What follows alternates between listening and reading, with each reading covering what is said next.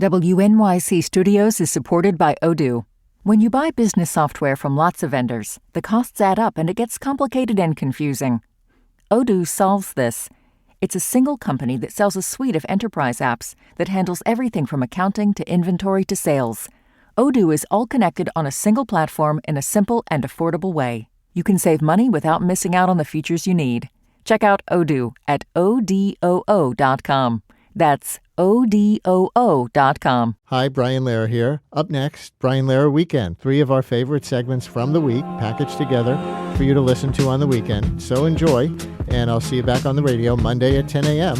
on WNYC and WNYC.org.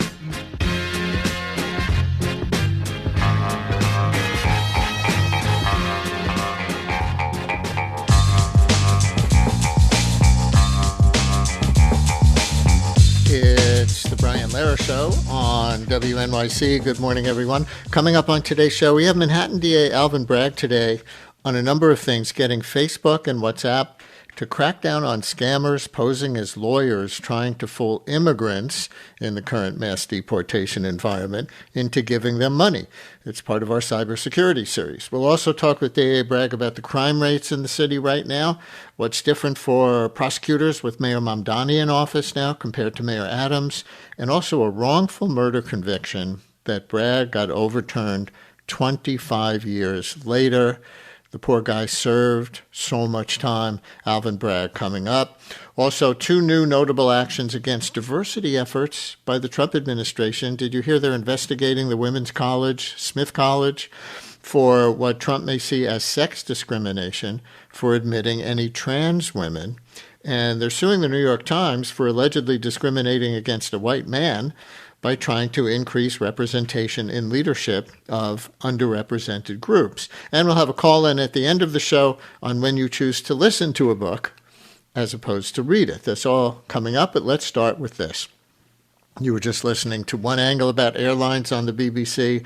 How about this one? Price shocks and shortages are now hitting the airline industry as a result of the Iran war. You know that much. And you've probably heard that Spirit Airlines, the budget carrier, shut down the other day, and it's being blamed on effects from the war. Maybe you yourself have had a Spirit reservation now disappear. Less competition means prices for other flights are going up. Supply and demand, Economics 101. So does the supply and demand shock from the closing of the Strait of Hormuz to most oil shipments affect you now? There's even the prospect of actual fuel shortages in which airlines can't get enough for their whole schedule at any price. We'll talk about this and invite your questions, comments, and personal stories with Wall Street Journal reporter Dean Seal. Among his stories this week, why the collapse of Spirit Airlines means higher fares for everyone. Dean, thanks for joining. Welcome to WNYC. Hey, Brian. Thanks for having me. Would you start by reminding everybody of what Spirit Airlines was? Some of our listeners have flown Spirit, many have not. A budget airline, yes, but what did that mean in the context of the industry? Yeah, so Spirit, it actually traces its roots back to an airline that started in the 1980s, but everyone here probably knows them really well for their ultra low-cost flying. It's something that they started up kind of in the 2000s. It became really, really popular in the 2010s, and it's just, no-frills flying. It's something that we saw Southwest used to do, but Spirit and also Frontier Airlines kind of took it to this new level where, you have to pay a fee for just about everything, including drinks, and it has very tight, leg space, but it gets you from point A to point B pretty much as cheaply as you possibly can in the air.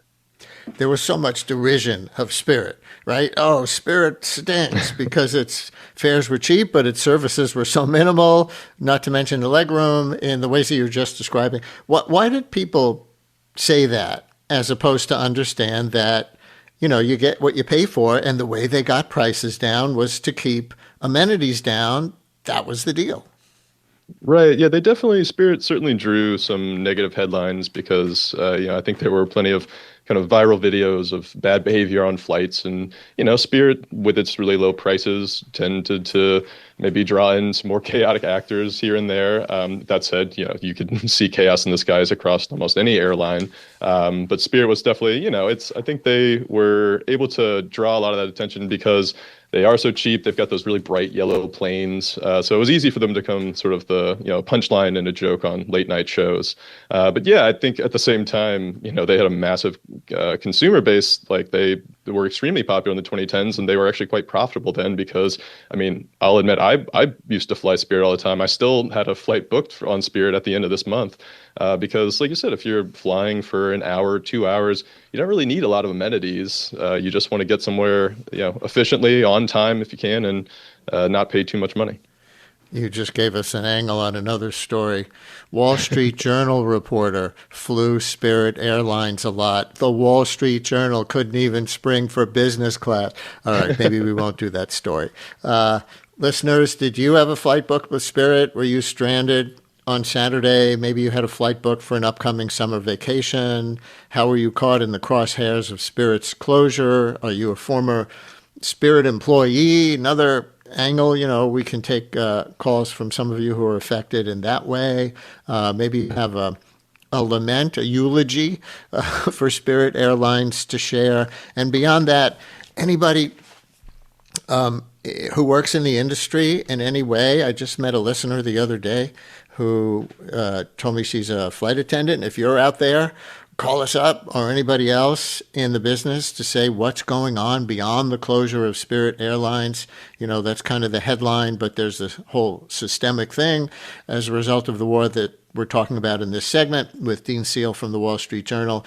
Tell us a story from your perspective as a passenger, as an airline industry worker, anyone else, or ask a question. 212-433 WNYC, 212-433-9692. Call or text. Dean, before we even get to the shutdown of Spirit and what's going on in the industry now with the war, on the impact of Spirit on other airlines, when Spirit existed, there's a concept in the airline industry, I understand, called the Spirit effect. What was it? That's right. So, when Spirit was really starting to take off, it caused, it's supply and demand, right? And so if there is a lot of demand for these really cheap flights, then, the laws of competition dictate that other carriers are going to have to lower their prices. And that's what we saw on pretty much every big route that Spirit was flying. We saw other carriers starting to bring their prices down to better compete. Now, obviously, they had different offerings because they had slightly, let's say more legroom, or you got a bag of peanuts and a drink on the flight. And so there was still higher flights necessarily than Spirit. But at the same time, it always set this floor, I think, for every other airline that they had to keep up with. We should say that Spirit had already filed for bankruptcy twice before. First, as I'm seeing it, in November of 2024, then again last August. So was last weekend's collapse a surprise or really a result of the war, or was it just a matter of time?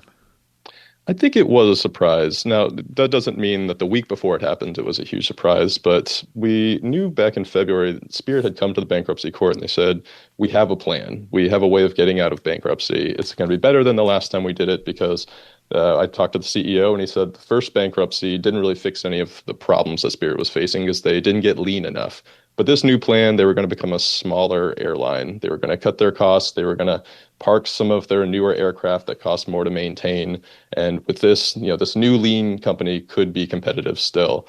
And so that seemed to be going well. I think that there was a little bit of optimism that this plan could work out. But then I believe that hearing was almost exactly a week before the war in Iran started. And so when the war started, we saw jet fuel more than double in the matter of a few weeks.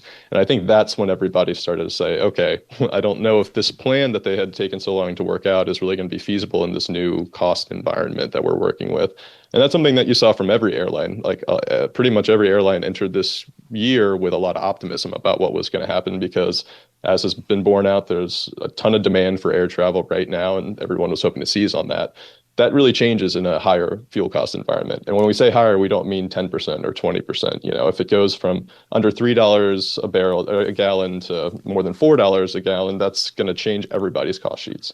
Yeah. And just before we go on fully to the war, just out of my own curiosity, and if I don't know this, probably a lot of the listeners don't know this. Why was Spirit Airlines having trouble in the first place? You were just describing this massively influential bargain airline, budget airline model that they had that affected the whole industry. And presumably people were flocking to Spirit because they could get cheap fares. So why was it going into bankruptcy repeatedly in the first place? Well, the operating model that they had back in the 2010s obviously made sense. If they were able to seize on demand and keep their own costs low, then they could charge low prices and pick up profits there. But after the pandemic, obviously the cost analysis for everyone changed. So Spirit was still trying to fly those really cheap flights, but at the same time, the cost of labor had gone up to keep up with inflation. That was across every industry, and the airline industry was no different. So labor is it's the biggest cost that airlines face.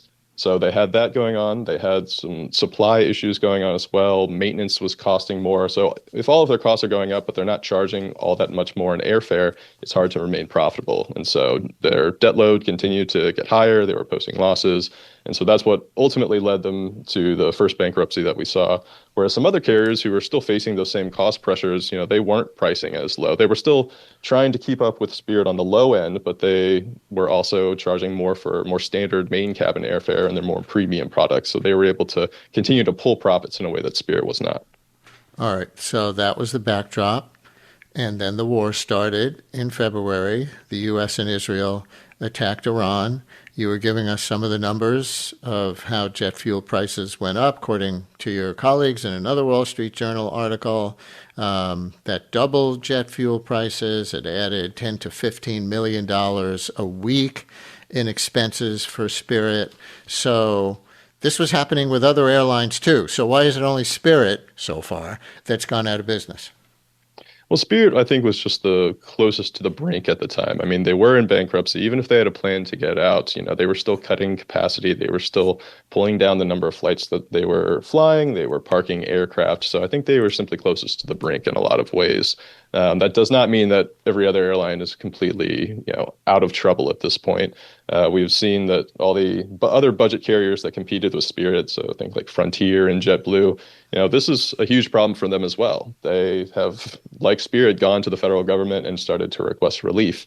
So that's a pretty good sign that, well, maybe not in the same dire straits. There is massive concern amongst the value carriers right now. And they were doing that sort of separately from Spirit because Spirit was looking for something closer to a bailout while the other carriers were looking for just some sort of relief, be that on taxes or some direct loans. But at the same time, I don't think anyone is out of the woods right now. Yeah, talk about the bailout deal that some people thought was really in the works, and then obviously it fell apart. I see that Spirit's CEO, Dave Davis, told the Wall Street Journal, we thought we were going to get the liquidity we needed. And I see the deal on the table would have given the federal government a 90% stake in Spirit, a very Trumpian kind of deal, right? Right. 90% stake in Spirit for the federal government for $500 million, according to the Journal. Why didn't it go through? Yeah, so I think there was a lot of optimism that a Spirit bailout was going to happen because it seemed like something that Trump really wanted. For a little bit of context here, Trump himself used to own and run an airline. I think it was called Trump Shuttle, and this was back in, I think, from 1988 to the 91 or 92. He wanted his own airline, just like he wants his own stakes or whatever. He wants his hands in a little bit of every business. But that airline ultimately shut down. It only lasted, I think, under 5 years. And when it shut down and it liquidated, it had to get eaten up by the lenders. That's exactly what's happening with Spirit now. So I think that he actually did have some this feeling that, this is my chance to finally save an airline. And he said a few times in the Oval Office, too, that he likes having a lot of airlines because if you have more airlines, you have more competition. That said, Trump may have been the only one who was really into this plan of doing a bailout. We saw a lot of skepticism from other lawmakers and policymakers. Secretary Sean Duffy, the head of the Transportation Department, he didn't seem really all that on board with the idea. I don't think he outright said that because, he needs to follow Trump's directions. But he wasn't really out pitching for it. We knew that other people in the airline industry obviously were not into it because some of the bigger players want to see Spirit out of the industry. And then there was also just other folks in the administration and lawmakers like Senator Ted Cruz who came out fully against this idea because, the idea is that the government doesn't know how to run an airline. And I think that is a fair argument to make. in fairness to Trump's assertion that this was multifactorial, even from the political side, not just the business side, their position is that the Biden Justice Department killed Spirit by blocking the merger with JetBlue that they were discussing back in 2024. Again, Spirit's own CEO, Dave Davis, to quote him, he told CNBC, "I believe that we wouldn't be in the situation we are right now if that merger had gone through." Why was that merger blocked? So that merger blocked was for sort of the same competitive arguments that folks are making now to try to get a bailout. And the idea is just that if we were to take Spirit out of the market back in when those merger talks were happening, then we would still lose the floor setter, the anchor for pricing within the industry. And so it made more sense for competition to keep Spirit around rather than fold it into another competitor. Now, that was an argument made by the antitrust division of the Justice Department at the time. It was an argument that a federal judge agreed with, and so that's why we have the situation on our hands now.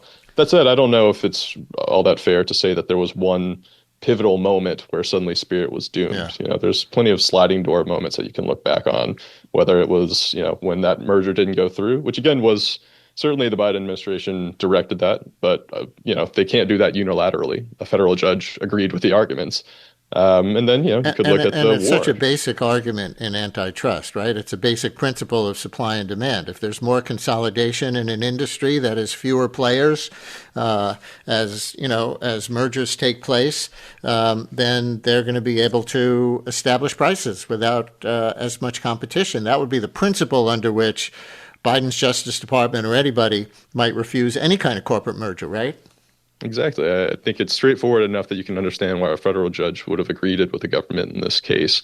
And we know that even as there was, as the antitrust case was getting adjudicated, there was some concerns from JetBlue that maybe they wanted to actually pull out of the deal because they no longer thought it made sense for them. So it's not like this was something that absolutely everybody wanted, and then one person, one department, one administration stepped in and said no. There was a lot of uncertainty around whether this was going to go through in the first place.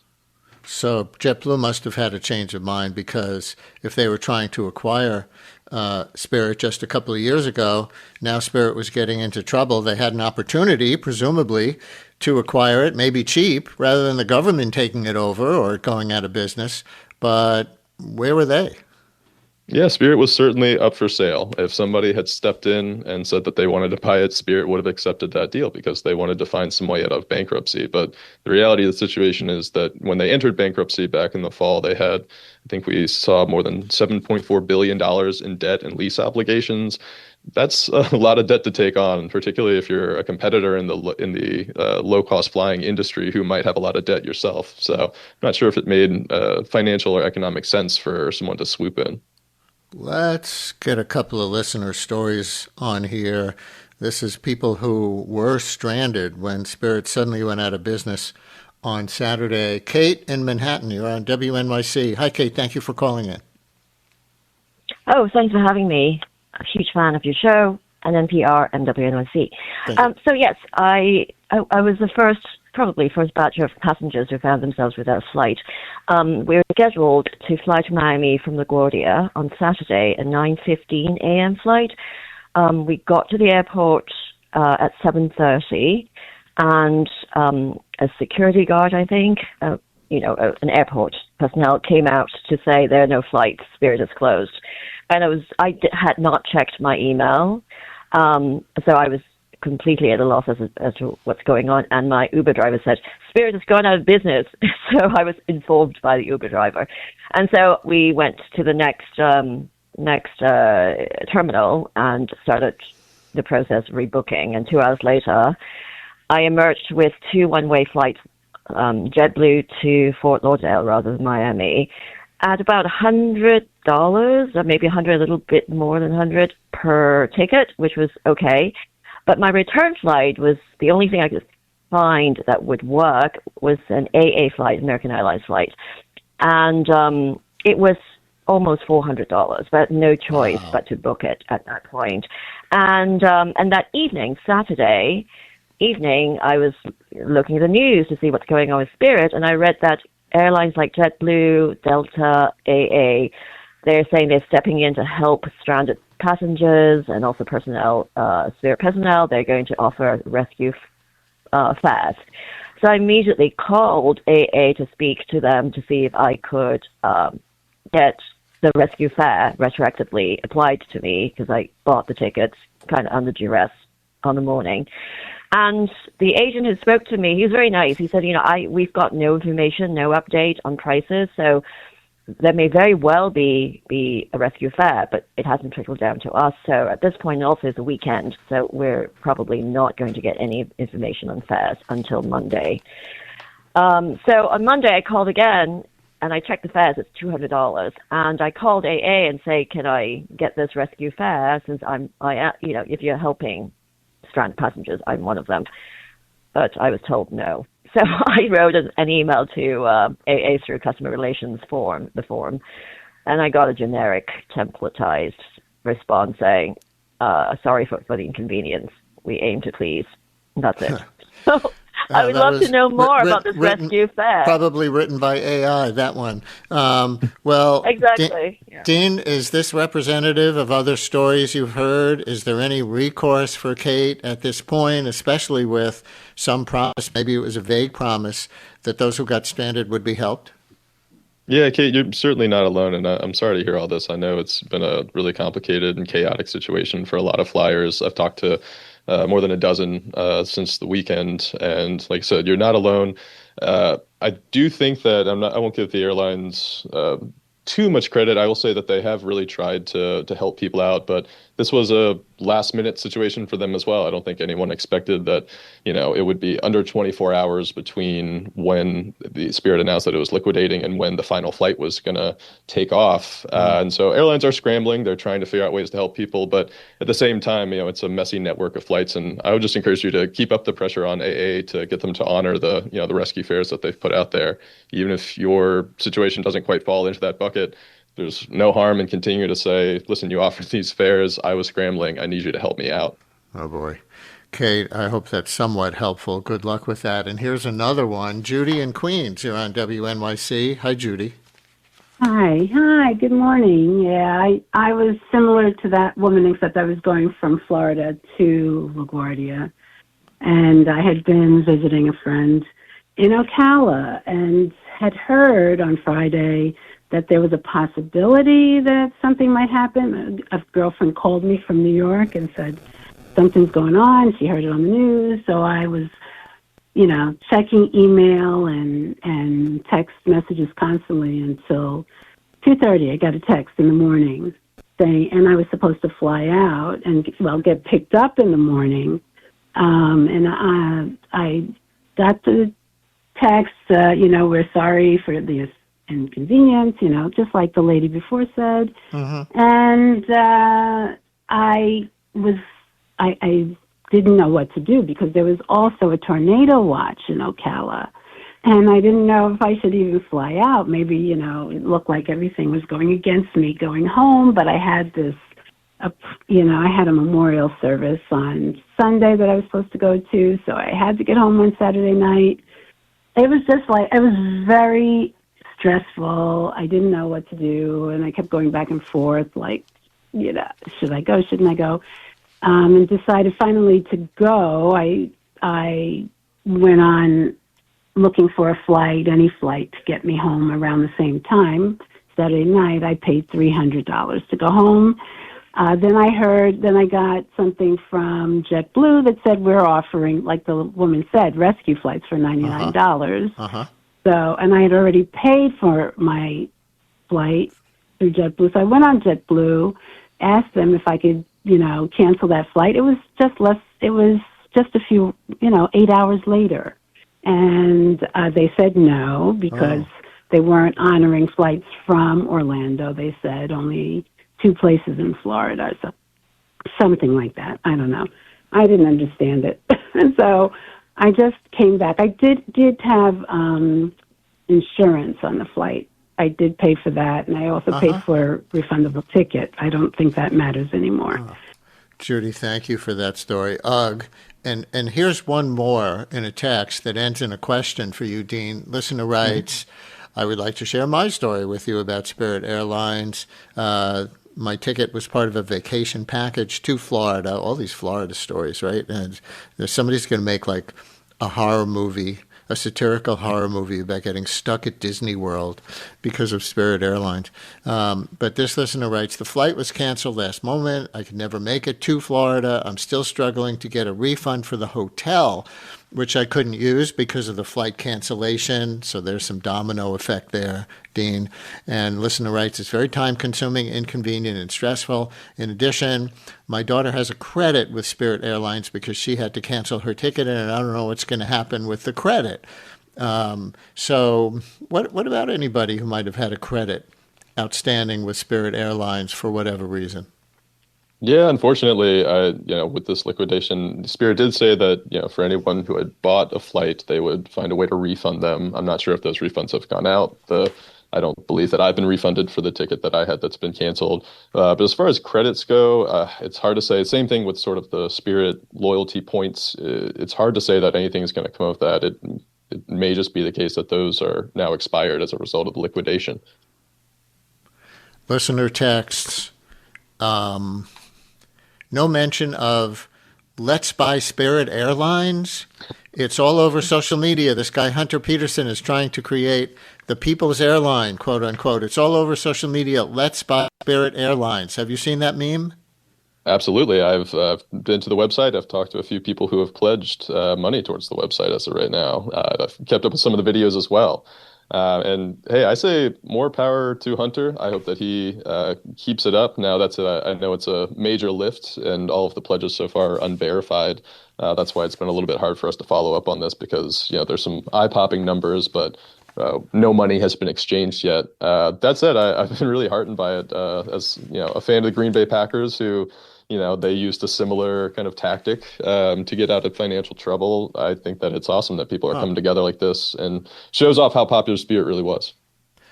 Did not expect the Green Bay Packers to come up in this conversation. I find any excuse I can. We won't talk about the Jets or the Giants. We're going to take a break and come back. And really, if you've been listening since the beginning, folks, we've only been talking about what has happened so far. We'll talk next with Dean Seal from the Wall Street Journal about what might happen next as the war and the surge in fuel prices and fuel shortages continue. Stay with us.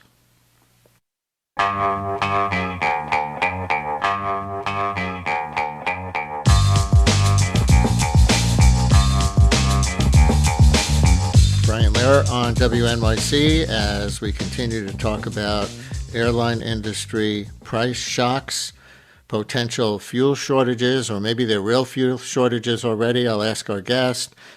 Spirit Airlines closing down on Saturday, all as a result of the war in Iran and what might happen next. Our guest is Dean Seal, reporter for the Wall Street Journal. Dean, are there fuel shortages already taking place? Are any airlines unable to get fuel at any price to meet their schedules? Here in the U.S., it doesn't seem to be the case. We do know that there's fuel shortages disrupting travel in Asia and Europe. So far, it seems like the U.S. airlines are doing okay.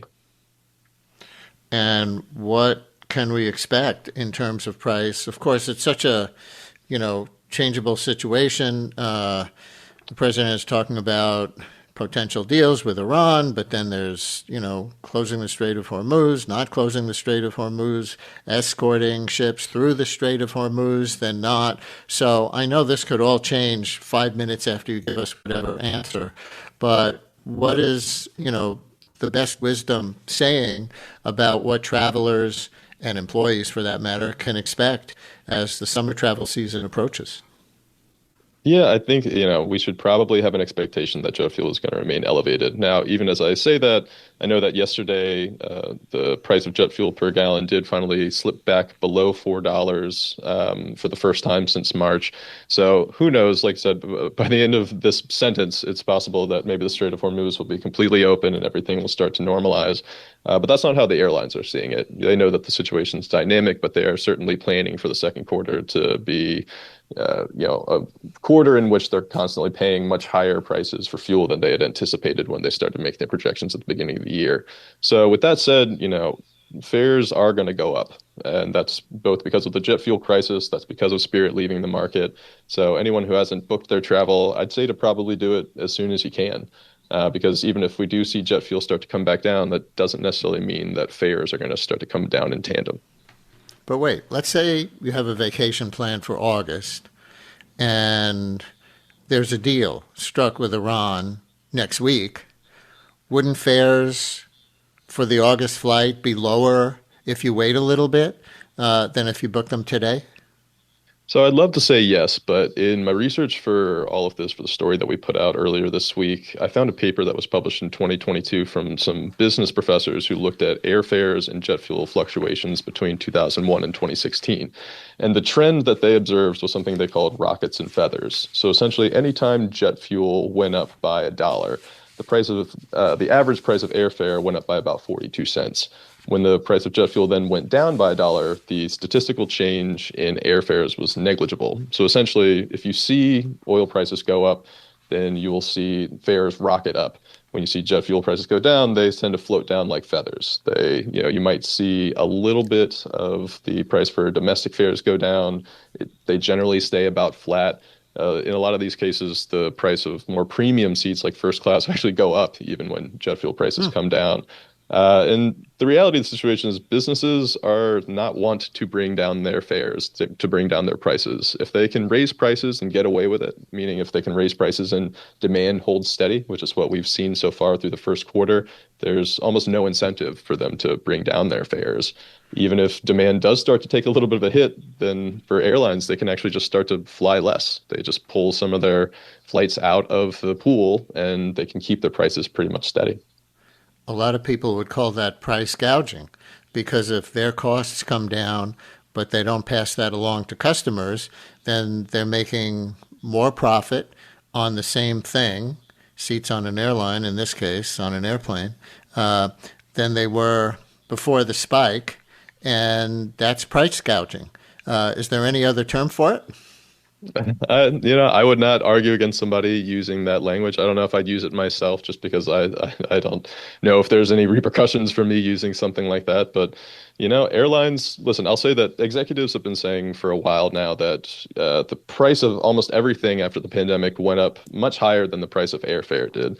So they're saying essentially that, this has been overdue that some of their fares would go up. Now, of course, the reason for that was during the pandemic. Other industries were able to raise prices because there was still demand for it, whereas airlines, they were seeing a decline in air travel demand necessarily in 2020 and 2021. So they've been playing catch up for a little bit. So they would say that this is a normalization of the price, or at least normalizing it in tandem with where CPI has been over the last few years.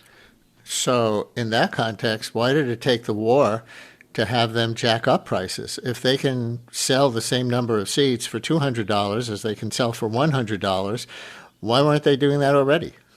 Well, I will say that we saw before the war even broke out, so in the months of January and February, airfare prices were actually going up during that time. This was just an acceleration event when the war happened.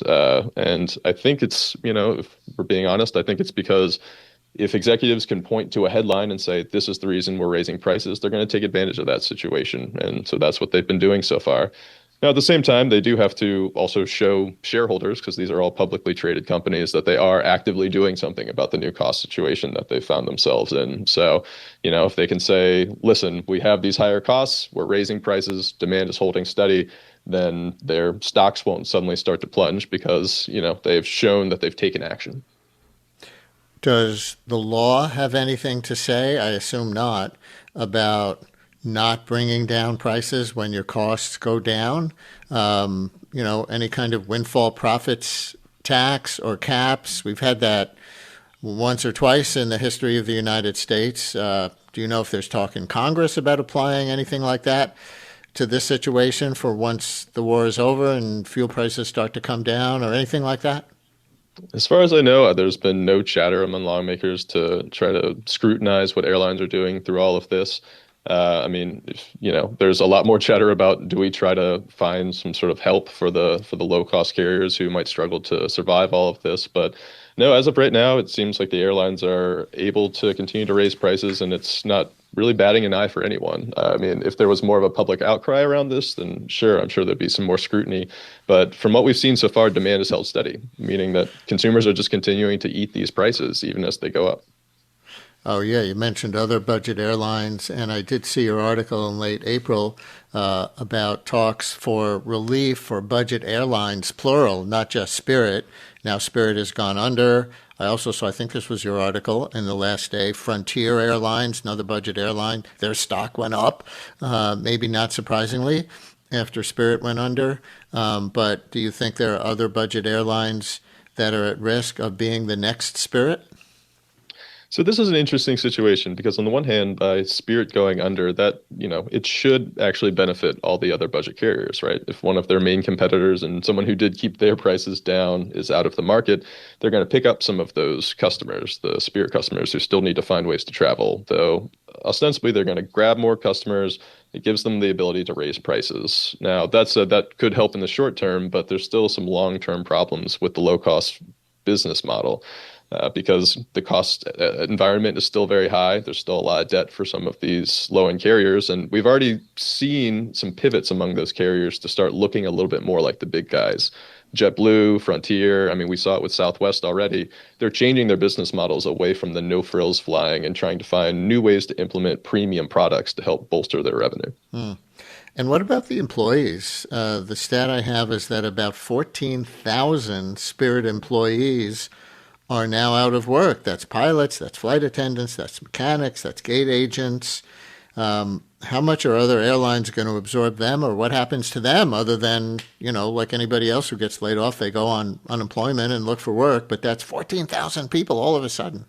Yeah, I think that's one of the toughest outcomes of all of this. So now I've seen a lot of numbers being floated around. I've heard 14,000, I've heard 17,000. But if we actually look at some of the bankrupt filings that Spirit had, they were supposed to give the bankruptcy court kind of monthly update reports on how much cash they had on hand, how many employees they had on hand. And as of the end of February, they reported only having about 7,000 employees. Now, the bigger numbers that you've seen, those probably include furloughed employees because Spirit was having to furlough some pilots and flight attendants as it was cutting out the amount of flying that it was doing. That said, 7,000 employees, that's still a lot of people. And we know that the flight attendants union was really pushing really hard for some kind of deal to save the airline. Now, on the one hand, we probably will see other airlines, since they're going to, start to fly more of the routes that Spirit has exited to help those customers out. They probably will absorb some employees, but it's hard to say that this is going to be a one-to-one situation where every person who has had to leave Spirit is going to be able to find a job. And I'd say that it's going to hit different people differently because I think a lot about maybe the senior pilots at Spirit. It's going to be really hard for them to then go get a job at another airline where they're low on the seniority list. If they were close to retiring, that could be a tough way to start anew if they were hoping to, retire out in the next 5 to 10 years. We have 1 minute left in the segment. Here's one more listener question. Listener writes, are we taking a risk flying to Europe early this summer that we may get stuck there because the airlines will run out of jet fuel? Can you answer that listener's question? I don't think that that's necessarily a major risk, but that said, it's certainly something to keep in mind. I think anybody who's booking travel overseas right now should pay attention not only to the way that prices are exploding over there, but the uncertainty that those airlines have. So everyone needs to stay frosty right now. Well, this is obviously a big reason that Trump is pushing for some kind of a deal because the public, according to the polls, is increasingly blaming him for things just like this. So we will see what happens with that, and we will see what happens, deal or no deal, with airline shortages, airline prices, airline employment. Dean Seal, corporate news reporter at the Wall Street Journal, thank you so much for all the information.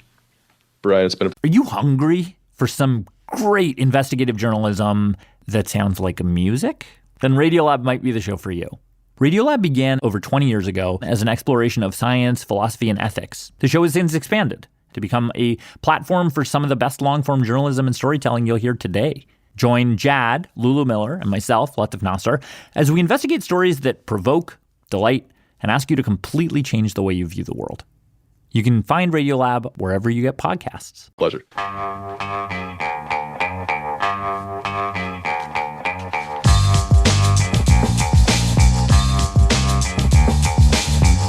Lehrer on WNYC. So last night came the first real test of whether Mayor Mamdani can actually freeze the rent.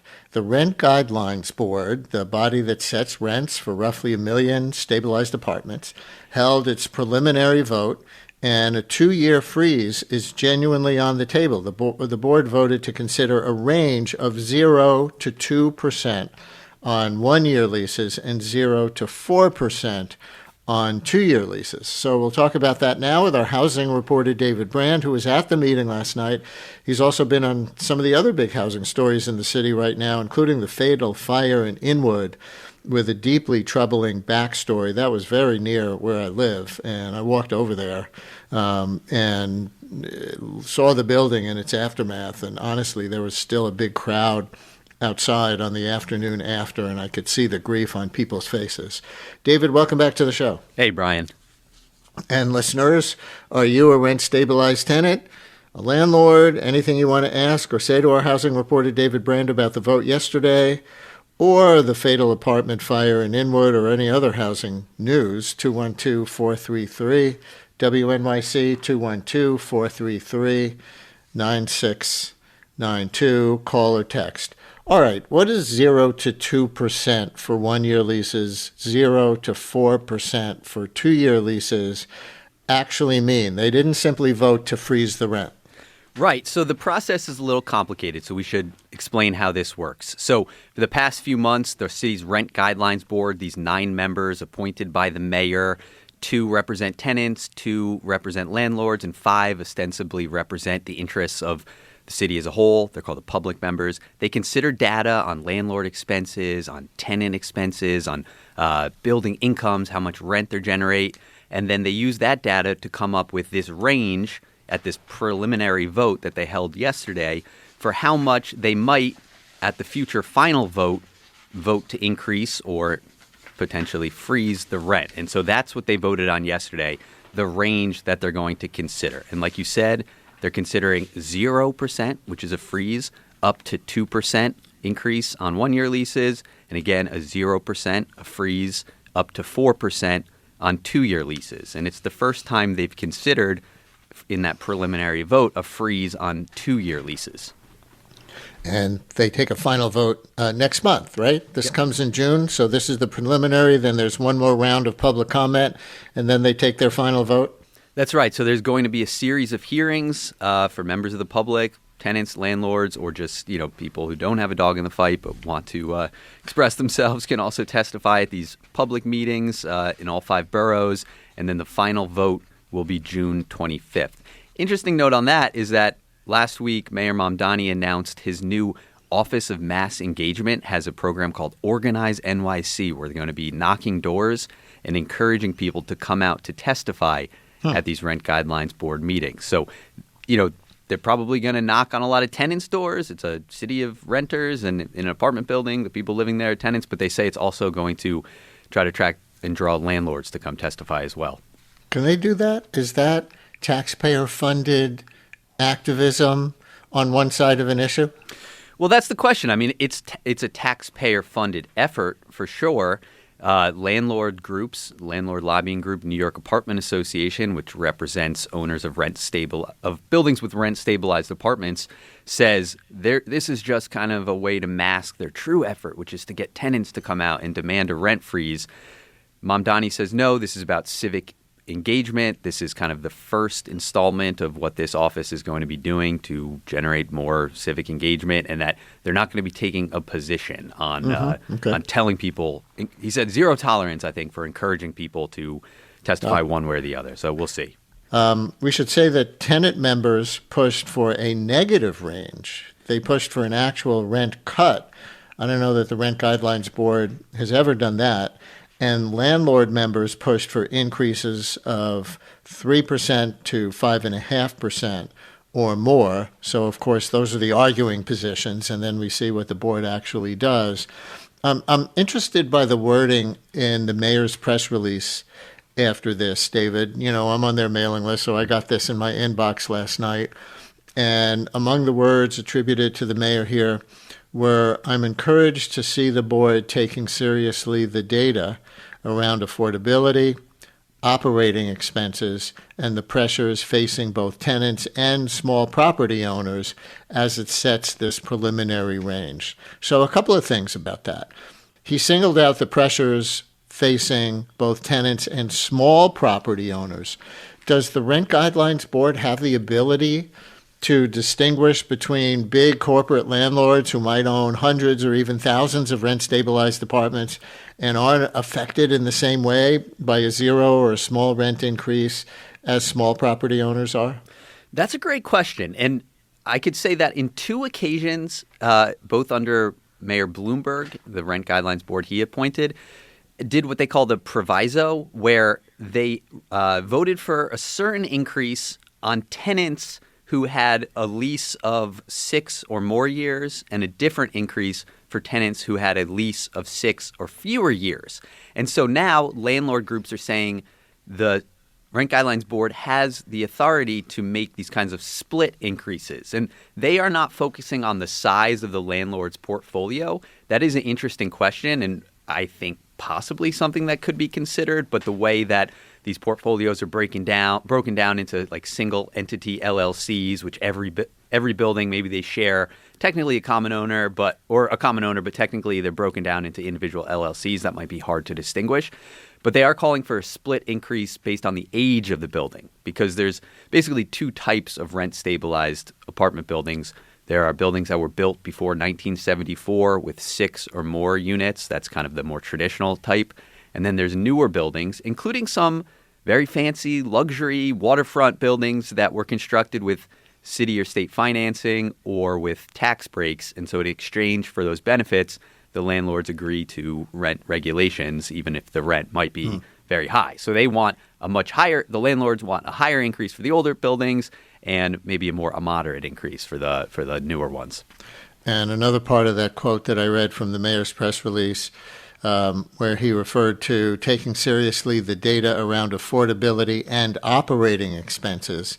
I think on the operating expenses data, we have a landlord calling in, I think, Chris in Woodside. You're on WNYC. Hi, Chris.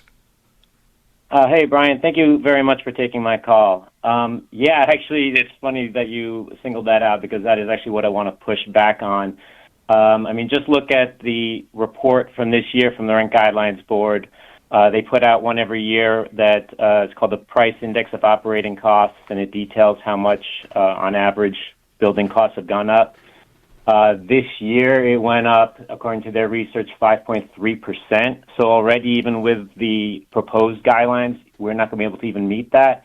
And since 2000, they've only met the actual rent increase has only been equal or greater than the rent costs twice. And it's now been 10 years in a row since the costs have gone up more than the actual rents. It's not sustainable. And I'd like to liken it to your situation, in which you had a kind of a political government come in that kind of is attacking you guys, took away your funding. But imagine if they took away your funding and then capped you guys with the amount of donors you were allowed, and then every year, as a cruel joke, would do a report saying how much the costs have increased on a radio station, and then made sure that the allowable amount that you could get from donors was less than that. It would be, again, I'm pretty sure you guys would be out of business within a certain amount of time. And still, one more fact. In the end, it's the state that actually is hurt the most for the building owners, and that's because the vacant apartments are still being capped, and that's from the 2019 rent laws, and that's a state thing. The public radio analogy to the freeze to rent debate, very creative, Chris. I don't think anybody's come up with that one before, but to his points, David, if he's right, if you look at the inflation rates, let's say since the pandemic, under Biden for various reasons, now under Trump for various reasons, and compare them to the increases that the Rent Guidelines Board has allowed, maybe inflation has galloped faster than what the landlords have been able to recoup. Did the Rent Guidelines Board come out with any finding one way or the other on that? Well, they didn't really discuss that specifically yesterday. They did do a hearing on that, the PIOC that he mentioned, the price index of operating costs. I'm not sure if I got the acronym correct right there, but no, he's right that expenses have increased for owners. I think tenant groups would point out that also across the board, incomes from rent and other revenue also increased for the third straight year for landlords. Got to break that down, though. There's nuance in all of this. We mentioned there's different types of buildings. There's buildings that are 100% rent stabilized. There's buildings where maybe just one unit is rent stabilized and owners can do whatever they want with the market rate units they own in terms of how much they're charging. And so it's hard to paint all of this, a million different apartments and buildings across the city with one broad brush. And so I mentioned that 6% income increase. That was really driven by a much larger increase in what they call core Manhattan, which is Manhattan below West 110th Street, East 96th Street. You saw smaller increases in other boroughs and then actually an income decrease in the Bronx. And there's a pretty high concentration of buildings that are actually in financial distress in the Bronx, meaning their expenses are outpacing their income. So that's all to say that it's hard to paint the entire housing stock with one broad brush and is one of the big challenges for the Rent Guidelines Board. We heard from a landlord, and Chris, thank you very much. Keep calling us. Now we're going to hear from, I presume, a rent-stabilized tenant who's picking up on what the tenant advocates were actually asking for that I cited before. Not only a freeze, but a rent rollback. Adam in Inwood, you're on WNYC. Hi, Adam. Hi, Brian. Hey, David. Hey. So my name is Adam, and I'm an organizer with the Upper Manhattan Tenants Union. And yeah, as you all mentioned, I just wanted to uplift that the Rent Justice Coalition, which is a collection of tenant organizations that's been organizing around the Rent Guidelines Board process for many years now, has been and is demanding a rent rollback. That was, of course, proposed at last night's meeting, but was voted down. But I think until a final determination is made, I think people ought to continue to push for a rent rollback because, one, that's what's needed. Rents are already too damn high. A freeze is just going to keep them that way. Owners have been making huge profits for many years. You say that, but what do you say to the previous caller who was arguing that inflation has gone up more than Rent Guidelines Board rents? So maybe that's true for the past few years, but owners made huge profits in the 2010s and going back to the 90s when vacancy deregulation became more permissible. And so I think oftentimes like those arguments that point to rising costs of maintenance and inflation and utilities and whatnot, they're just kind of like narrowly focused on like the past 3 or 5 years, whereas we ought to be looking at the bigger picture, like going back further, the profits that owners have made and really continue to make. Adam, thank you very much for your call. Before we run out of time, David, I do want to touch on the Inwood fire the other day, which killed 3 people and displaced more than 100 residents. You reported that the very same landlord had been sued by the city just 1 week earlier, and that lawsuit specifically cited fire hazards at the building next door. The New York Times says city records show the building that burned had so many housing code violations that it was put into a special program to correct safety issues known as the Alternative Enforcement Program. A report sent by the Department of Housing Preservation and Development to the City Council in March said the building had almost 150 hazardous violations. That from the New York Times, but obviously there it was still, right? And vulnerable as it was, and we see what happened. So my question to you is, what questions does this raise about how the city's enforcement system is or isn't working? Yeah, I think it in some ways points to the limits of enforcement. I mean, so we first reported this last week. Earlier this week, I got the tip that look at this landlord, the lawsuits against them, and that city housing agency had sued for a number of problems, including fire hazards at the building right next door. And this is essentially one complex. They're connected. There's a small courtyard that separates them in the middle, and then they're connected again in the back. And a lot of similar problems at the building that burned and that 3 people died at. And so I think in some ways shows the limits of the enforcement, and that we don't know the cause of the fire just yet, but potentially some of this was preventable and foreseen. What happens to those 100 now homeless or at least displaced residents? Any idea? Well, we see this over and over again after a disaster, especially fires. People end up displaced for months, potentially even years. So they will start at Red Cross shelters. There's a time limit on those. City's housing agency will then put them up into other emergency shelters, usually at hotels. They might have the opportunity to get a housing voucher and try to find an apartment somewhere else. Or they might have to just wait it out to get back to their old apartment. And then the problem there is how long it takes the property owner to complete the renovations, get the building up to code so that people can return. And we see time and again that can take a really long time. And there's, some laws or some legislation now being negotiated in the state about trying to speed up moving people back into their homes after disaster. But that's a problem. We see it over and over again after these fires, floods, and other disasters. Hey, David, before you go, and on a much lighter note, I really enjoyed your piece yesterday on Kearney, New Jersey, the cradle of American soccer, as you called it, ahead of the World Cup. You're a housing reporter. How did that story find you? And what does Kearney tell us about the relationship between maybe immigrant communities, sports, and place? Thank you, Brian. Yeah, changing topics a little bit, but the World Cup's coming up. I'm obsessed with soccer.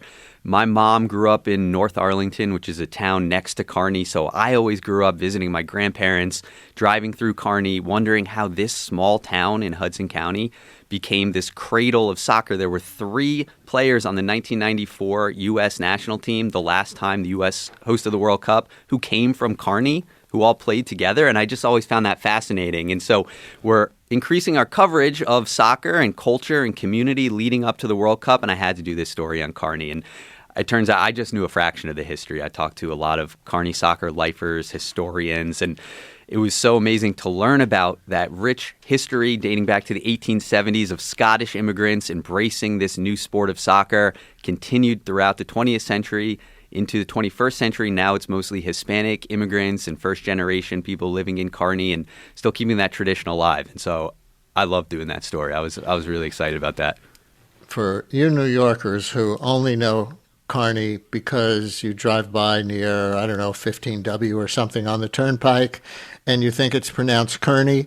Yeah, it's that place, Kearny, but it's Kearney. It's always been Kearney.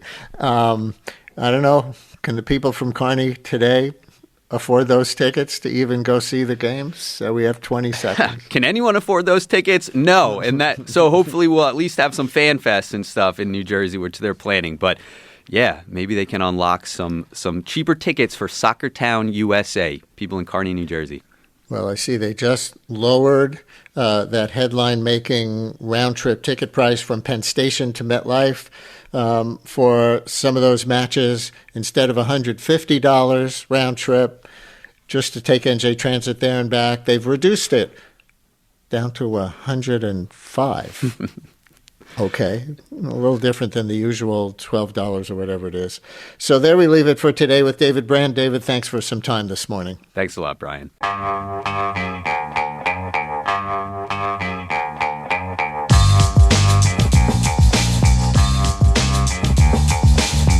Brian Lehrer on WNYC.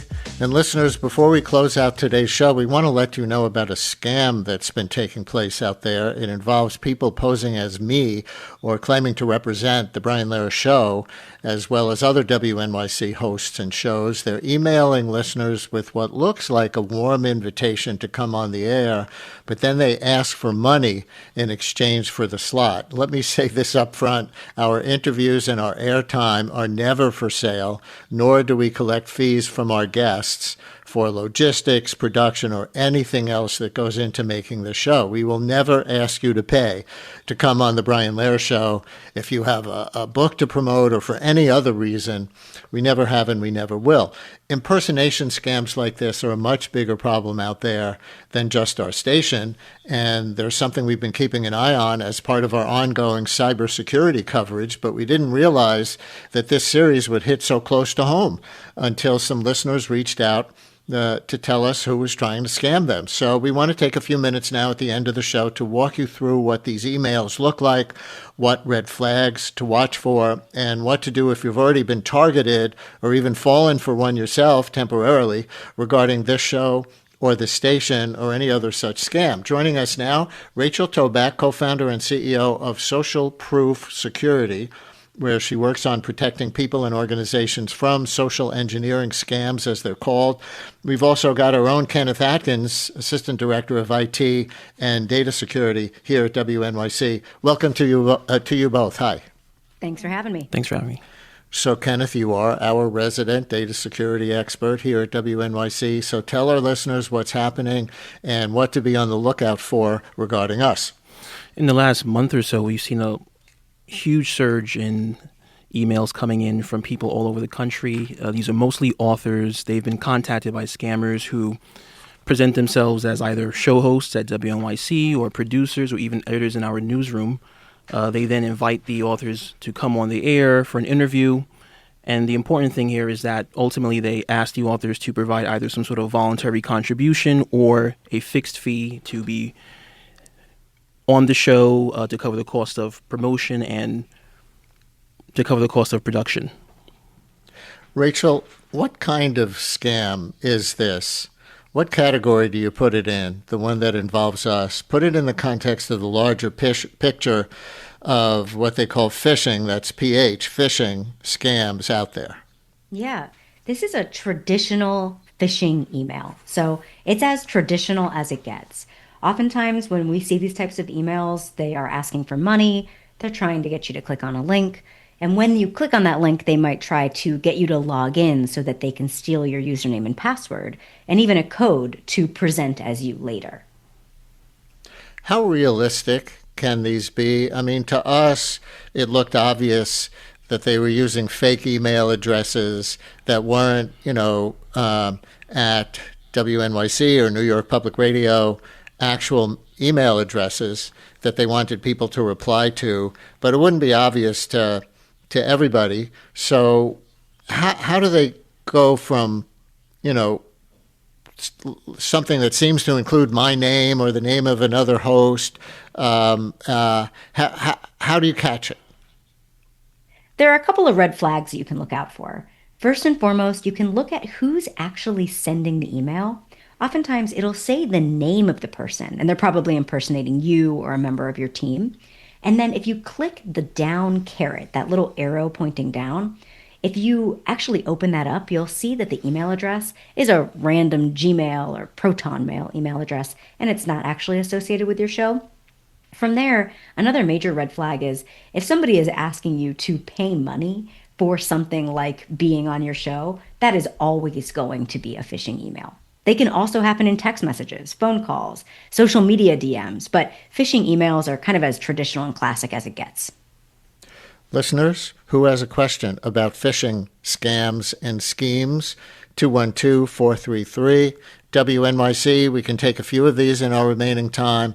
If you've been approached by anybody claiming to be me or another host on the station or somebody representing any of our shows or any other phishing scheme, 212-433 WNYC. Text us. We'll see that text thread go by, or we can get one or two calls on the air as well, 212-433-9692. Kenneth, what's the scope of this on our end? Has the same scam hit other hosts at WNYC? I know it's hit at least one other host. And roughly how many of these emails have you heard about? Yeah, it's hit many, quite a few hosts at this point. We've received something like almost 100 emails in the last month or so, mostly from authors. And the emails are particularly effective and concerning because they're AI generated. And so this gives them this makes them seem more realistic in that they don't have some of the things that we expect in scam emails, right? They tend to have, they're written quite well. They don't have any common typos or misspellings, and they're personalized or individualized to that author's particular book. And so they try to sort of paint a picture that we're excited to have the author on the air because their book might correspond with a theme that the show will be covering soon. Pretty sophisticated. And on that personalization, Rachel, one in particular that I've been shown named the listener's book by title, referenced her professional background, even complimented her writing style. Is this thanks to AI? Is AI making scams like this more convincing? It absolutely is. And what we see is that the goals of the scammer haven't changed. They still want your money, they want your data or access. But the scalability and the believability of the attack has increased. So when they're using AI, they don't have to think and actually write out a fantastic email. They can get the AI tool to programmatically send out hundreds of these emails. Now, if you've gotten 100 reports, there are probably 500, 1,000 of these emails that have actually gone out. Because we know historically phishing emails, text messages, and phone calls go unreported the majority of the time. So the scalability has increased because AI can do a lot of the sending, the drafting, the research, or the OSINT, the open source intelligence, finding information online and crafting a good email, essentially. Neil in Brooklyn has a story. You're on WNYC. Hi, Neil. Hi, Brian. Yes. So I have a relatively large address book because I publish a newsletter. And for the first time in many years, I was hacked. Someone got in and sent out a dinner invitation using my name, not to everybody in my email list, thank God, but maybe to 100 or more. A few people got back to me and said, a few said regrets, a few said, I don't think this is you, something is fishy. And my question is... Were they trying to get money from these people in some way? No, they didn't ask somebody. They asked them Yes. to click on something to get details of the dinner. They didn't. The email did not ask for money. There you go. But it did say click on something. Right. And I'm wondering, was some type of virus downloaded? Was my computer infected, even though I'm paying for malware bytes? Neil, thank you very much. So, Rachel, to his question, but also for the people who received those fake invitations, what do you say? Yeah, I just wrote a piece, or I worked with the New York Times, rather, to be interviewed for a piece about this exact type of attack, where we're seeing that these scammers, they are trying to either collect your password, so they get you to click on a link, log in to say whether or not you're coming to this dinner or this event, or they're trying to download malware on your device. So I don't know for this listener exactly what happened, but probably what happened, the easier thing for the scammer is to steal your password from you whenever you go to log in. And so what I would do is I would update your password. I would use something like a password manager to ensure you're using long, random, and unique passwords on every single account, and turn on multi-factor authentication. It also probably doesn't hurt to factory reset the device that you ended up clicking or potentially even downloading from that invitation, because there might be malware on your machine. Eileen in Montclair has a question specific to the scam that's posing to be us. Eileen, you're on WNYC. Hi.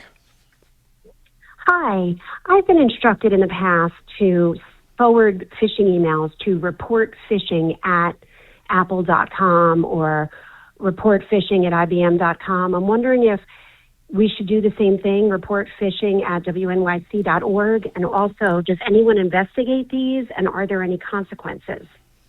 Thank you. Kenneth?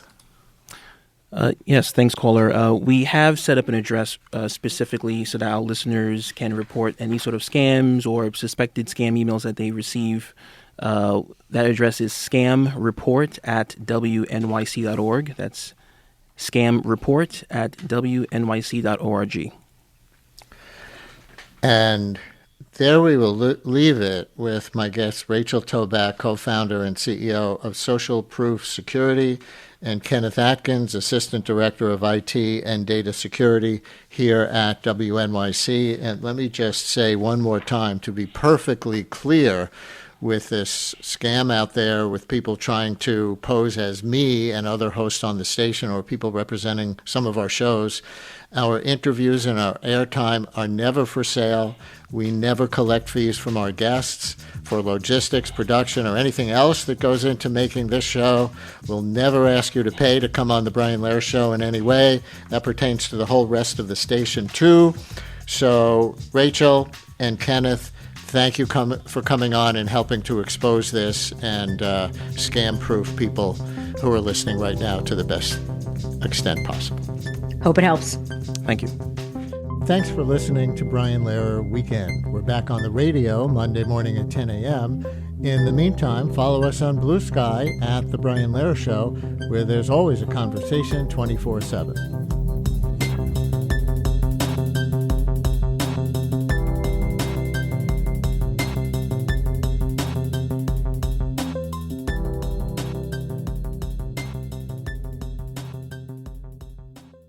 WNYC's journalism and storytelling is heard by millions of passionate listeners.